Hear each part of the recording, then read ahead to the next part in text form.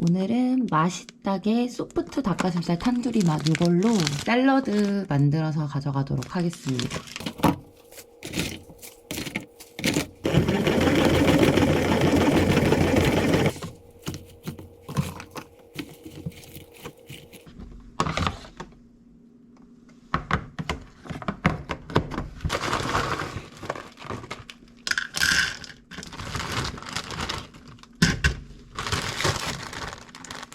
이렇게 샐러드 도시락통에 담고 여기 냉동 옥수수랑 병아리콩 이렇게 통에 따로 담아가서 사무실 가서 그냥 전자레인지에 해동만 하면 되고요. 그리고 닭가슴살도 냉동째로 가져가면 점심시간쯤 되면 자연스럽게 해동이 되더라고요. 샐러드에 같이 먹으면 될 것 같습니다.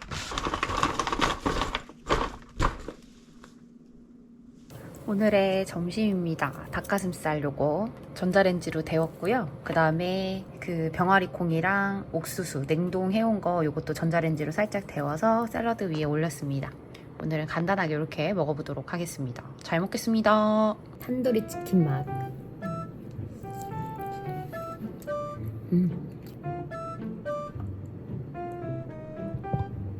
그리고 샐러드 소스는 예전에 사놨던 거 냉장고에 있어서 이거 그냥 같이 먹을게요.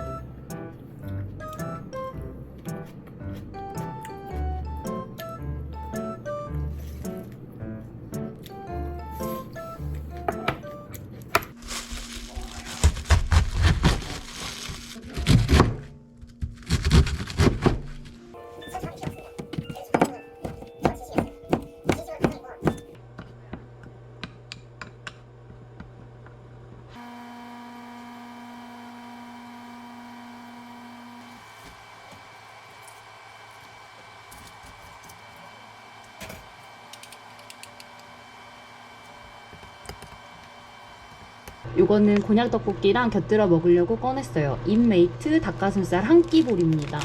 이거 다른 맛으로 그때 대파크림 맛으로 먹어봤는데 그거 진짜 맛있었거든요. 그래서 이거 매콤한 떡볶이랑 잘 어울릴 것 같아서 오늘은 코울슬로 맛 한번 데펴서 오도록 하겠습니다. 어묵 남아있는 게 좀 오래된 거라 그냥 다 넣어버렸거든요. 그래서 양이 많아가지고 한 그릇은 덜어놨습니다. 도시락으로 싸가던지 내일 먹던지 하면 될 것 같아요. 뜨거.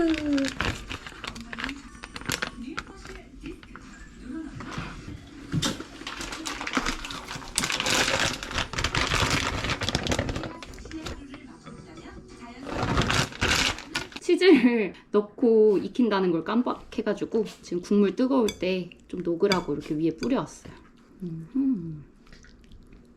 닭가슴살부터. 코울슬로라고 적혀있긴 했는데 코울슬로 맛은 잘 모르겠어요.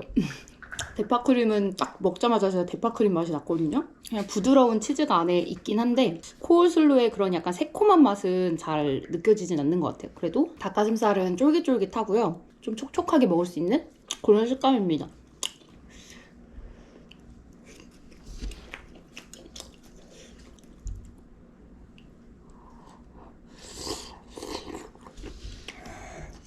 아, 뜨거워.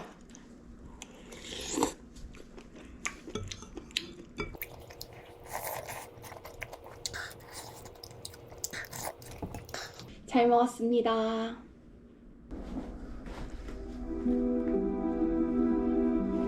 그대는 아프게 하고 싶지 않소. 안돼.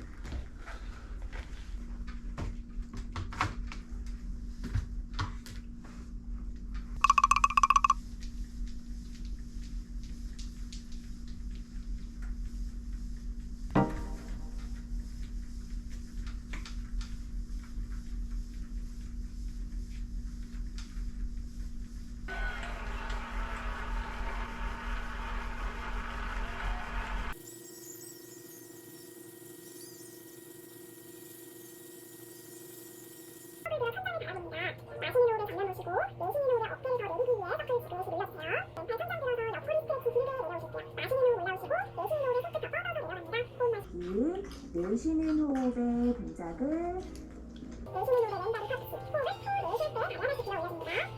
발끝 뜨지 않도록 해주시고 엉덩이 힘 앞으로 계속 밀고 계셔야 돼요. 뇌로 상체를 펴야겠습니다.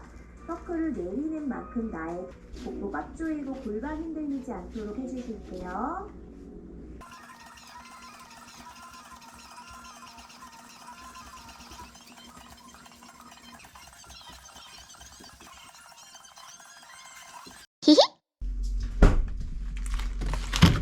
랭커의 닭가슴살 볶음밥 햄 야채 맛에다가 랭커의 순살 닭다리 오븐구이 소이 갈릭입니다. 요렇게 두 개 볶음밥에 같이 넣어서 볶아서 가져가도록 하겠습니다.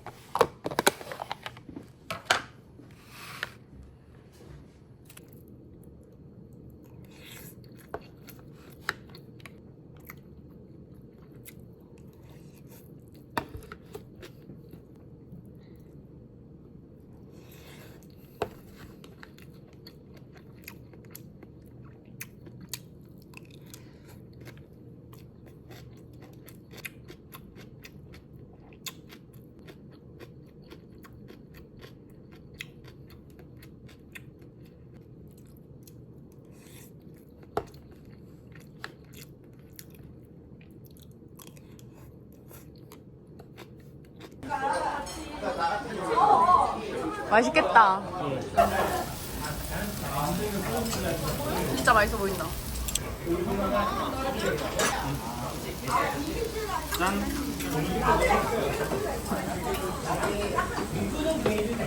맛있어?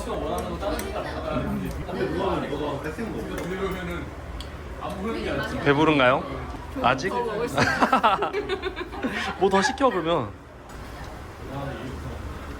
스텝잭 갈 거예요. 사이드 스텝잭 해주시면 돼요. 신나는 음악과 함께 가볼게요.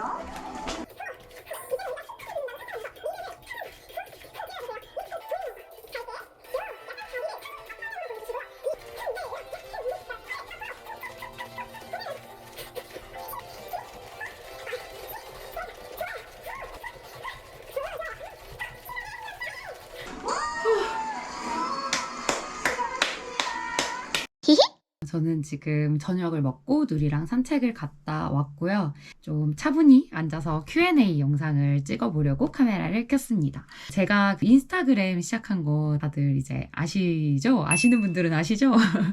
다이어트 관련해서 몇몇 분들이 질문 남겨주셨어요. 크게 카테고리가 식단, 운동, 그리고 살처짐 요렇게 나눠지더라고요. 답변을 드려보도록 하겠습니다. 카니보어라는 식단을 먼저 시작을 했습니다. 카니보어에 대해서 짤막하게 설명을 드리자면 물, 소금, 버터, 그리고 붉은색 육류만 먹는 식단이에요. 원푸드 다이어트 아니야? 뭐 황제 다이어트 아니야? 이렇게 생각하실 수도 있는데 그런 개념이 아니라 완전히 다른 식의 접근법이에요. 그러니까 전래 식단이라 그래서 구석기 시대, 정말 오랜 세월 인간은 육식을 하는 동물이다. 여기서부터 시작이 되는 거거든요.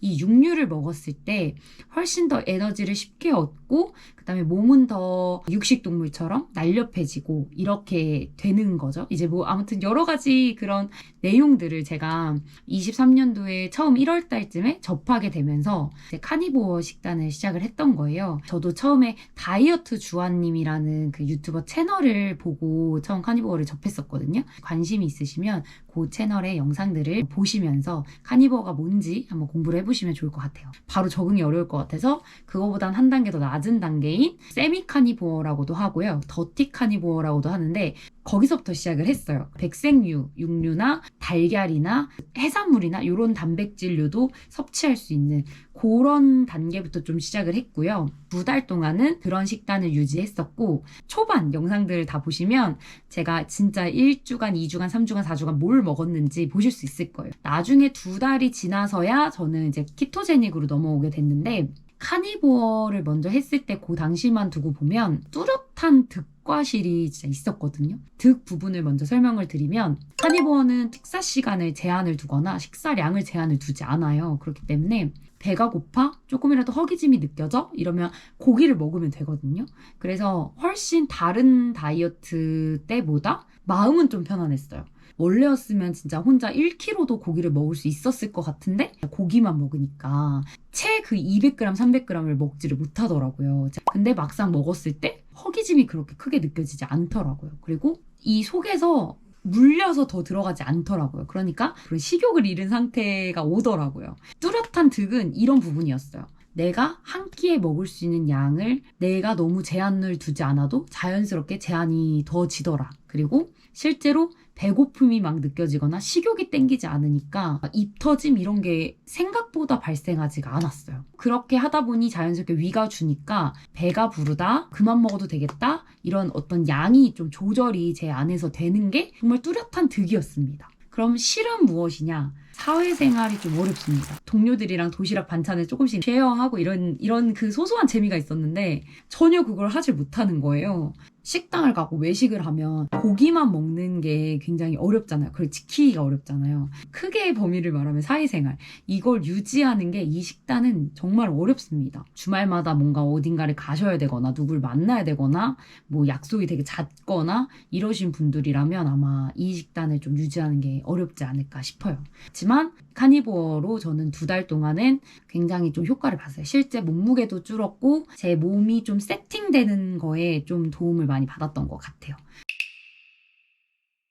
이렇게 평생 다이어트를 숙제처럼 하는 사람이니까 매번 다이어트를 도전하고 실패하고 이걸 저희 부모님이 너무 많이 봤잖아요. 그러니까 제가 이번에도 카니보어를 시작했다. 난 이제 야채를 먹지 않는다. 김치를 보내지 말아달라. 이 얘기를 엄마한테 해야 되는데 못하겠는 거예요. 대번에 등짝 스매싱이 막 날라올 것 같아요. 잔소리가 올 것 같아서 제가 말을 안 했거든요. 그러니까 저희 집으로 계속 엄마 담그면 저한테 보내주시는 거예요. 밑반찬들까지 막 만들어서 저한테 보내주시니까 반찬을 좀 소진해야 되겠다. 아깝다. 이 생각 때문에 자연스럽게 저탄고지로 넘어가게 됐고 카니보어를 할 때나 키토제닉으로 할 때나 꼭 지켰던 건 정제 탄수화물, 쌀, 면, 떡, 밥 이런 애들을 안 먹었고요. 다만 이제 그런 야채들 안에 들어있는 그 비정제 탄수화물은 이제 섭취를 하게 된 거죠. 저탄고지 식사를 그때부터 현재까지 유지를 하고 있는 거고 주말이나 뭔가 약속이 생기거나 이러면 일반식이를 먹고 있습니다. 일반식이 먹는 횟수가 좀 많이 늘다 보니까 아무래도 감량보다는 유지에 좀 더 초점이 맞아지고 있는 것 같아요.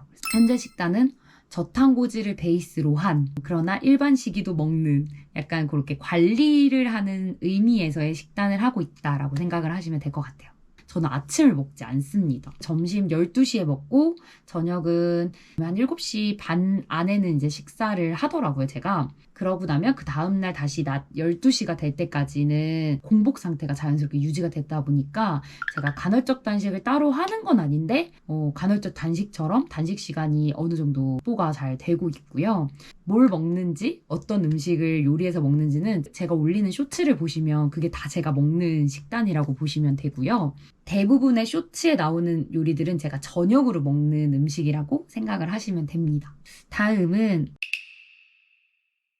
22년도가 제 인생의 최악의 몸 상태, 최악의 정신 상태였던 것 같아요. 건강검진을 2번 했는데 2번 다 말도 못할 정도로 상해 있었고 스트레스 지수도 매우 높고 되게 심각하다고 하시더라고요. 회사에서 이제 직원들 정신건강을 위해서 그런 조사를 했었는데 제가 거기에도 막 상담이 필요한 그런 사람으로 나와서 그런 걸 겪으면서 심각하구나라는 거를 이제 스스로 깨닫게 됐어요.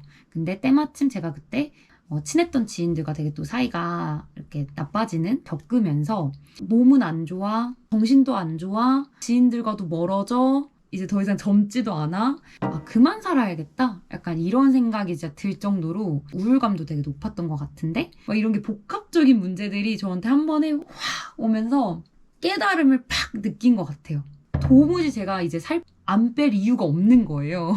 이런저런 문제들 속에서 내 스스로 바꿔나갈 게 딱 하나가 이제 살 빼는 거였더라고요. 그럼에도 그때 바로 시작을 안 했잖아요, 여러분들. 23년도 2월 달에 했단 말이에요. 그렇게 큰 깨달음을 얻고도 바로 실천을 못 했어요, 저도. 좀만 더 있다 해야지. 내일 해야지. 자꾸 미루다가 보니까 23년 2월이 됐고 한 살이 더 나이가 먹었잖아요. 그러니까 이제는 진짜 해야 돼 라고 하면서 시작을 했던 게 2월 달이었던 거죠. 카니보어 식단을 시작하고 3주차 때부터 스쿼트 100개를 하는 챌린지를 했거든요. 그거부터 사실 시작을 했던 건 목표를 너무 크게 세우거나 이러면 이런저런 핑계를 대면서 못할 것 같더라고요. 그래서 할 수 있을 만한 양에서, 그리고 어딜 굳이 가지 않아도 할 수 있으니까 핑계거리를 좀 많이 줄이고 싶었던 것 같아요. 집에서 일단 100개 챌린지부터 한번 해보자. 첫 영상 보시면 아시겠지만 굉장히 힘들어합니다. 굉장히 힘들었어요, 실제로도. 막 숨도 차고 허벅지도 아프고 무릎도 아프고 그랬지만 그거를 영상을 찍겠다 하고 이제 이렇게 찍어가면서 매일매일 귀찮아도 하고 했더니 어느샌가 속도도 빨라지고 쉬는 시간도 점점 줄어들고 이렇게 좋아지는 거예요. 그러면서 하나씩 운동을 더 늘려갈 수 있었어요. 그래서 시작했던 게 아침 모닝 스트레칭, 홈트를 좀 더 추가해서 하기도 했고요. 걷는 거를 좀 더 많이 늘렸고, 몸이 점점 가벼워지고 운동의 재미를 느끼고 하니까 그때쯤에 이제 필라테스를 배우게 됐죠. 필라테스를 하면서 좀 더 날씬해지고 몸이 더 가뿐해지니까 달리고 싶고 산에 오르고 싶고 막 이런 생각이 들더라고요. 집안에 이제 뭐 이렇게 여러 가지 운동기구들 선물을 받게 되면서 바이크도 생기고 막 자잘한 운동기구들을 활용해서 홈트를 좀 더 많은 시간에 이제 투자를 하고 이렇게 하게 됐죠. 저는 거의 매일 운동을 합니다. 대신에 고강도 운동을 정해놓고 매일 하지는 않고요. 자주 여러분들께 말씀을 드리는 운동들이죠. 저는 흠둥이 홈트 진짜 많이 하거든요. 그래서 춤추는 영상으로 한 2개 정도 틀어서 보고요. 모멘트 로코치님 영상을 원하는 거 1-2개 틀어서 또 그걸로 운동을 하고, 짧게는 1시간에서 길면 2시간 정도를 채워서 운동을 매일 한다. 저는 1:1 헬스 PT는 받지 않았고요. 필라테스는 수업을 1:1로 받은 적이 있어요. 기간으로 따지면 한 3개월 정도인데 3개월 동안 1:1 PT랑 그룹 PT를 이렇게 섞어서 받았기 때문에 3개월 내내 1:1 수업을 받은 건 아니었지만 그때가 시술을 이제 받고 회복되어가는 그 시점에 필라테스를 시작했기 때문에 좀 많은 효과를 주지 않았나 싶어요. 근데 확실히 그룹으로 하는 수업보다는 저는 1:1 수업이 운동 효과는 훨씬 컸었어요. 근데 아무래도 금액적으로 부담이 있잖아요. 그룹만 필라테스로 하기에는 저한테 충분한 운동 효과가 없다고 생각이 들어서 그 러닝을 배우겠다고 이제 나왔죠. 마라톤 대회를 준비하면서 좀 많이 달리고 이랬던 것 같아요. 요즘에는 하루 한 2시간 정도 운동량을 채우고 있는 것 같습니다. 대체적으로 매일 하고 있어요. 못해도 주에 3회에서 4회 정도는 하고 있습니다. 저도 요즘에 생리기간이 오거나 이러면 저도 달달한 거 참을 수가 없어서 뭐 오트밀 쿠키를 만들어 먹기도 하고 땅콩버터 같은 거 이용해서 달달한 걸 좀 채우려고 하는데, 그래도 진짜 안 채워지는 그 헛헛함? 이런 거는 결국 진짜 쿠키, 진짜 케이크 이런 걸 먹어야 채워지더라고요. 그래서 먹고 싶으면 좀 먹는 편이에요.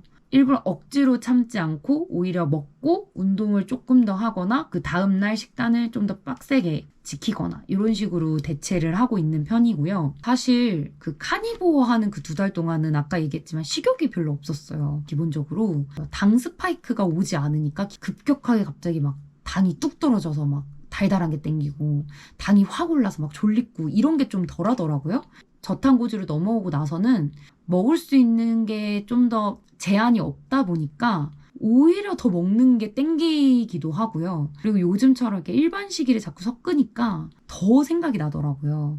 일단 너무 먹고 싶으면 드시는 게 답인 것 같아요.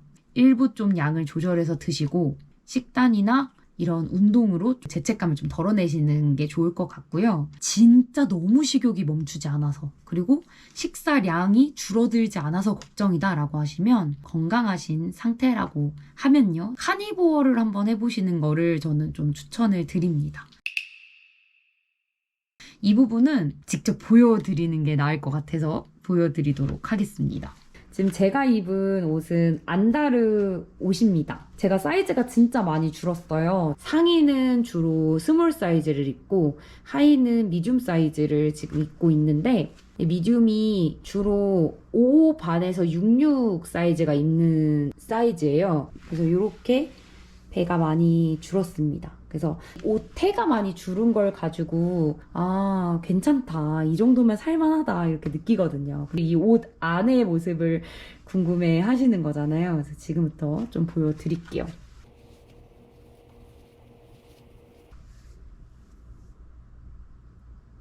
이렇게 쪼글쪼글하게 살이 남아있어요. 가죽이 이렇게 늘어난 상태로 남아있습니다. 그리고 원래 이제 이렇게 접혀있던 살도 근데 옛날에는 막 이만큼씩 접혀서 이만큼 이렇게 잡혔다면 지금은 두께가 많이 줄었어요. 이렇게 바지를 입으면 감춰지거든요. 그래서 이렇게 옷을 입으면 배가 감춰지니까 지금은 이렇게 생활을 하고 있고요. 사이즈가 줄었지만 어쨌든 이렇게 영광의 상처처럼 쭈그렁쭈그렁 이런 살은 남아 있습니다. 살처짐은 살이 얼만큼 쪘는지 그리고 살찐 기간이 어느 정도 흘렀는지에 따라서 다 개인차는 있을 것 같아요. 저는 소아 때부터 살가죽이 늘어나서 뱃살이 이렇게 한 겹 접혀있는 상태였거든요. 거기서 이제 115kg까지 더 늘면서 이제 윗배까지도 많이 터지고 거의 30년 가까이 이렇게 지속이 되다 보니까 진짜 가죽이 많이 늘어나 있어서 볼품은 없지만 실제 제가 막 비키니를 입거나 아니면 짧은 크롭티를 입거나 이런 일이 거의 없다 보니까 크게 사실 이 속살 때문에 지금 곤란하거나 그런 일은 거의 없더라고요. 그냥 예전에 못 입었던 옷들을 오히려 지금 입을 수 있게 되고 예전보다는 확실히 옷태가 훨씬 좋아져서 그런 면에서는 지금 살처짐이 이렇게 심하지만 크게 컴플렉스를 갖고 있지 않아요. 살처지는 게 무서워서 살 빼는 걸 못하겠다. 이건 솔직히 말도 안 되는 얘기 같고 살은 있는 것보단 없는 게 나으니 살을 일단 빼시고 추후 문제는 다른 시술이나 혹은 거상 수술이나 이런 것들을 좀 알아보는 거가 방법인 것 같아요. 네, 여기까지 일단 여러분들이 저에게 자주 물어봐 주시는 질문들에 이렇게 답변을 드려봤는데요. 도움이 되셨으면 좋겠고요. 혹시 더 궁금하신 게 있으시다고 하면 댓글에 남겨주시면 제가 확인하고 추후에 또 영상으로 제작을 한번 해보도록 하겠습니다. 그럼 저는 다음 주에 더 건강하고 날씬한 모습으로 돌아오도록 하겠습니다. 안녕! 다음에 만나요.